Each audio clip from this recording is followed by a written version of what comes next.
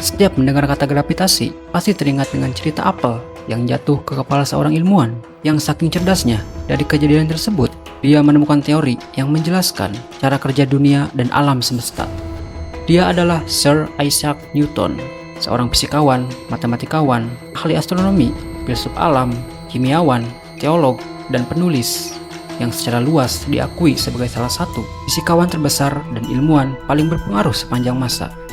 Karya bukunya The Principia, Mathematical Principles of Natural Philosophy, yang diterbitkan pada tahun 1687. Buku ini dianggap sebagai buku paling berpengaruh sepanjang sejarah sains.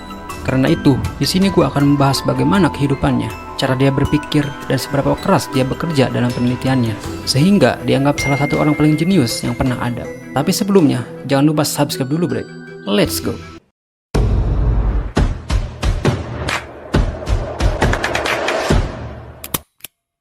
Isaac Newton lahir pada tanggal 4 Januari 1643 di Walshope Manor House, Tania Raya. Newton lahir 3 bulan setelah ayahnya meninggal. Dia dilahirkan secara prematur. Dia tidak dipedulikan ibunya yang menikah lagi 3 tahun setelah Newton dilahirkan. Dan kemudian Newton diberikan kepada neneknya. Nah, di sekolah Newton tidak punya teman karena tidak ada yang suka dengan kepintarannya yang superior. Seperti yang kita tahu, biasanya orang yang paling pintar di kelas yang pelit ngasih contekan biasanya sedikit dijauhi ya. Karena itu juga lebih sering menghabiskan waktunya untuk membaca dan membuat mainannya sendiri. Pada umur 12 sampai 17 tahun, Newton sekolah di The King's School di Grantham. Keluarganya mengeluarkannya dari sekolah dan menyuruh Newton untuk menjadi petani saja. Tapi tidak jadi karena kepintaran Newton membuatnya sampai dibujuk oleh kepala sekolah, hingga ia kembali dan menamatkan sekolahnya dengan nilai yang memuaskan. Tahun 1661, dia diterima di Trinity College, Universitas Cambridge.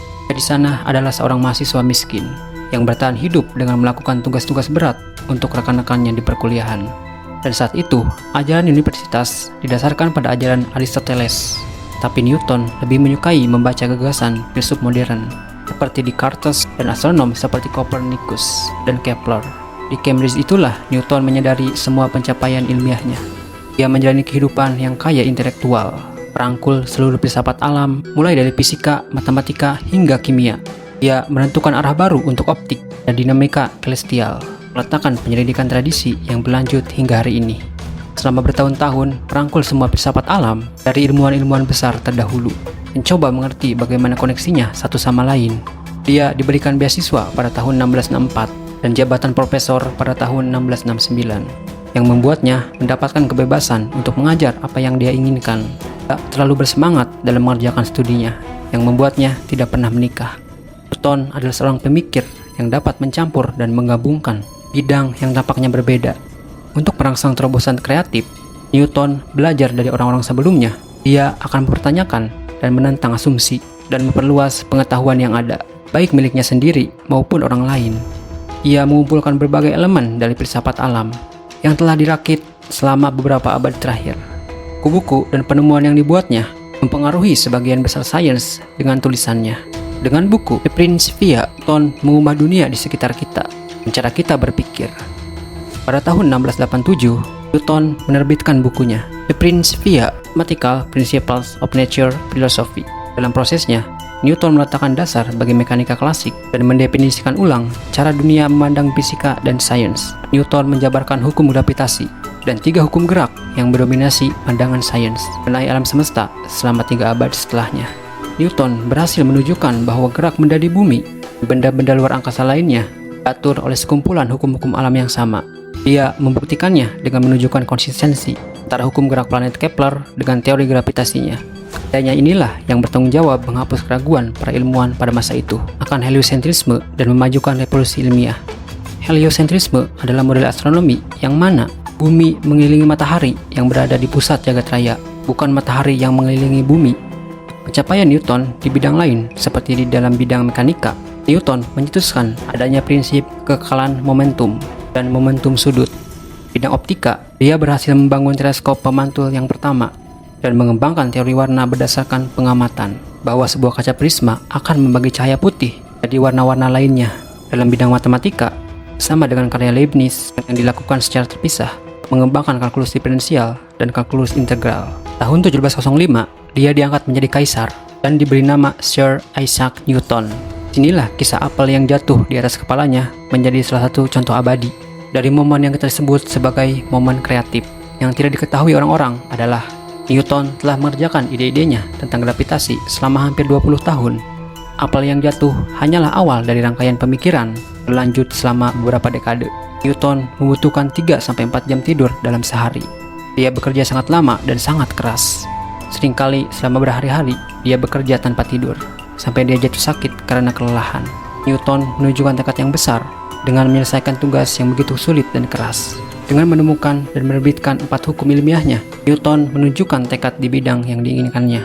Dia mampu membuka kunci masalah alam semesta yang belum terpecahkan. Dengan jiwa yang teguh, dia seringkali menghabiskan waktu berhari-hari sendirian, belajar dan bereksperimen dalam pencariannya untuk menemukan jawaban atas permasalahan dunia. 4 aturan universal ringkas milik Newton benar-benar revolusioner. Penerapannya merumuskan hukum alam universal yang mampu mengungkap hampir semua masalah yang belum terpecahkan pada zamannya. Ucap Wettstein, seorang ahli matematikawan yang menuliskan biografi Isaac Newton. Newton terkenal sebagai orang yang obsesif, mengabdikan dirinya pada pekerjaannya, jarang membiarkan dirinya sendiri untuk memiliki waktu relaksasi.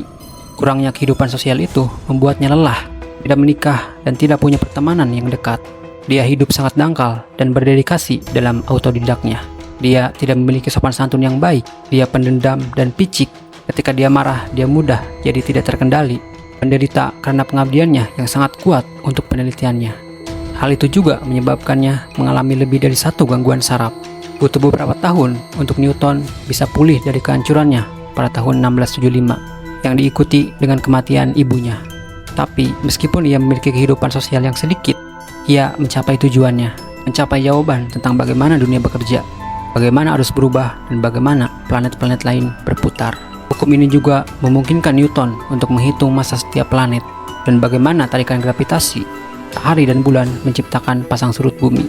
Melalui analisis ini, Newton menemukan dampak bulan terhadap bumi.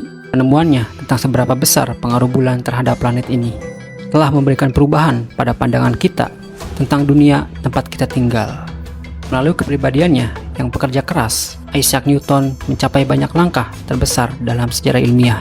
Saat dia mulai memikirkan sesuatu, dia akan terobsesi dengan itu. Tahun-tahun terakhirnya, ketika dia ditanya bagaimana dia menemukan hukum gravitasi universal miliknya, dan Newton berkata dengan memikirkannya terus-menerus. Newton meninggal tahun 1727. Dia tidak meninggalkan surat wasiat, tapi meninggalkan tumpukan berkas penelitiannya. Kebanyakan dari berkas penelitiannya itu tentang seberapa cemerlang ia di bidang ilmiah dan matematika. Pertanyaannya, bagaimana cara Newton bisa mendapatkan semuanya? Bagaimana cara para ilmuwan hebat bisa memikirkan dan menemukan hal yang baru? Newton mempresentasikan penemuannya tentang optik dalam bahasa formal untuk menutupi jejak kerja keras yang diasumsikan orang dalam penemuannya.